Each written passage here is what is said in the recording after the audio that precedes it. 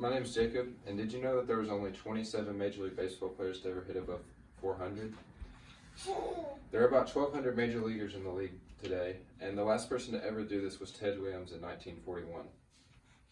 Since hitting above 400 is so rare, it must be seen how difficult baseball really is. The best hitters in baseball hit around 300, which means they fail about 7 out of 10 times. I've played baseball all my life, and it still provides me with many challenges, and I have many things to improve on in the game. Due to the difficulty of hitting, pitching, and fielding, along with knowing game situations, I believe baseball is the hardest sport to be successful in. Hitting the ball. Hitting is set up to fail more than succeed. When you go up to the plate, you get 3 strikes before you're called out. The pitchers in major leagues, they'll throw about 90 miles an hour. And some even throw up to 100 miles an hour. And for a 95 mile an hour pitch to reach the plate, it takes about 435 milliseconds. And pitchers will mix in different pitches, such as a changeup, which slows the ball down, curveball, which makes an arc to the pitch, or a slider, which makes it curve more. Pitchers will mix these up and then use their fastball to the advantage to blow away the hitter. It makes it very complicated as a hitter because you don't know what pitch they're going to throw unless they're behind in the count. Another difficulty about hitting is making solid contact with the ball. If I'm hitting, this is my bat right here, there's a small area in the bat called the sweet spot. This area is about 3 inches long, and for this to represent the baseball, you'd have to square it up perfectly right here in this area in order to get a hard hit. Many times hitters will foul it off right here or up here, hit a pop-up or a little ground ball for the fielders to make a play, and they'll be thrown out or they'll catch the ball.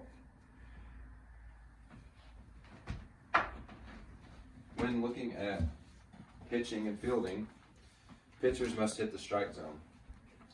The strike zone ranges from about the midpoint between the shoulders and the elbow. So the top of the strike zone is about right here for me, and the bottom would be at the hollow of the kneecap. So it's about a range between here, right here, and here that the pitchers have to hit. From the distance between the mound and the home plate is 60 feet 6 inches. The pitchers have to be very careful where they locate the ball. Many hitters in the major league hunt the fastball, and due to this, the pitchers will try to hit the outside corner of the plate. So for example, if I'm hitting, it's going to be much easier for me to come around on a pitch right here that's right in front of me in the middle of the zone, rather than the pitcher hitting the outside corner of the plate, which would be over here, and I have to reach out and get it. It's going to be much more complicated for the hitter, and it's probably going to end up being successful for the defense. When looking at fielders, they must be able to judge hops. Infielders specialize in being able to judge ground balls because the hitters most of the time hit it very hard in the infield. So the people that are on the left side of the field, like the third baseman and shortstop, they need to have very strong arms because the runner most of the times can run pretty fast, and they only have a certain amount of time before they have to throw them out. The average time for the runner to reach from home to first is about 4.2 seconds. So the fielders don't have any time to mess around. When looking at the outfielders, they're a little bit different from infielders. When balls come through the infield, they're not usually as fast as the infielders, and so you're not going to have the reaction time for ground balls, but you're going to have to cover ground if it's far from you. The difficult thing about outfield is you have to judge the fly balls. There are many fly balls in major leagues and line drives where you have to be able to judge if it's going to go over your head or it's going to die in front of you. There's a lot of ground you have to cover, and usually the fastest player on the team will be the center fielder. The most difficult thing in baseball to me would definitely be the mental strength it takes. Every time you go up to the plate, you have to have the mindset that you have to hit the ball and nothing else. If you go up there thinking that you're going to strike out, you're probably going to strike out. Knowing game situations is very, very important. For defense, in the major leagues you see this much more than high school because they know how hitters hit more. People will study their stats and see where they're hitting. So for the defense, they're going to run shifts a lot on people that tend to pull or push the ball. So if I'm a right-handed hitter and I really hunt the ball that's right here, I'm going to be pulling it a lot and trying to hit it to the left side of the field. So to increase the chances of getting this hitter out, the defense is going to go to the left side of the field.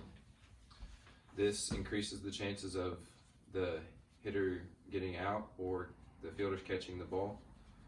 And if they didn't do that, it's going to increase the difficulty for the defense and probably end up getting the hitter on base and then risking allowing a run. For offensive game situations, bunting is a really, really big thing for hitters. It's a way of moving the runner from first to second or from second to third. And in order to do this, the hitter will square up with the bat and make sure they're just hitting the ball or just barely tipping it into fair play. And to do this, they have to practice a lot to do this. And you have to really focus on the ball reaching the bat. It's easier said than done, really.